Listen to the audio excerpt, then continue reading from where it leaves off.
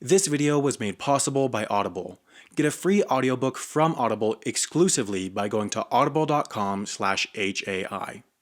If you're a normal person, this is a super interesting episode about a secret airline that brings secret people to secret places within the US. If you're a US government official or anyone else that could be peeved by me spreading semi-secret facts, this episode is about bricks.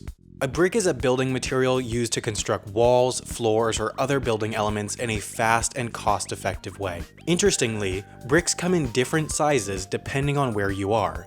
In the United States, they're 7 5/8 by 3 5/8 by 2 1/4 inches, while in Australia, they're 9 by 4 1/3 by 3 inches. And that is why bricks are so interesting. This video was made possible by... okay, that's normally enough to get them to leave. Now, if you're still watching, buckle your bootstraps because we're going for a ride, just not on these planes because they're part of Janet, which is based here at the Gold Coast Terminal in Las Vegas. Weirdly, about 3,000 feet from where the Hacienda Hotel from episode 3 was. Janet probably stands for Joint Air Network for Employee Transportation, but we're not really sure because it's secret. Some people also call it just another non-existent terminal. But here's what we do know. Every morning, this parking lot fills up with hundreds of cars, the planes take off, and then in the evening, the planes come back and the cars leave.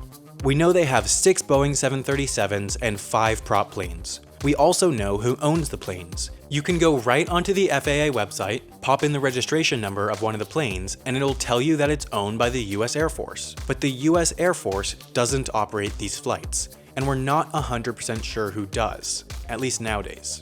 There used to be a defense contractor called EG&G, which played a central role in the development of nuclear weapons. They were the original operators of the Gold Coast Terminal. And how do we know that? Because they posted a job listing. EG&G was acquired by the Carlyle Group in 1999, which was acquired by the URS Corporation in 2002, which was acquired by AECOM in 2014. So as far as we know, AECOM currently operates the flights. But the real question is, where do they go? Most of the time, the planes take off from Las Vegas Airport and head north until they turn off their transponder and disappear from trackers after about 15 minutes in the air. But what's telling is where they drop off, because right here is Area 51, the place that, according to the US government, doesn't exist. Every sign would point to these Janet flights being the Area 51 employee shuttles for personnel living in Las Vegas. The airspace around Area 51, known as Restricted Area 4808 North, is some of the most protected airspace in the world. Any unauthorized plane that enters will be quickly met by fighter jets and likely shot down, but these planes regularly go in and out with no problem.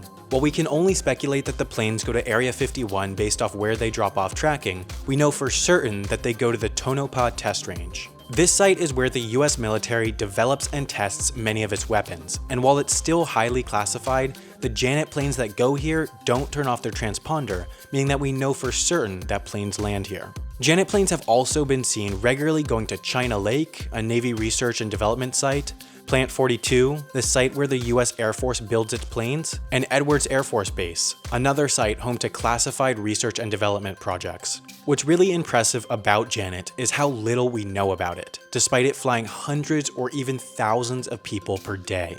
You can see these airplanes in full sight when you land at Las Vegas Airport, and yet we still can't say with 100% certainty who or where these planes fly.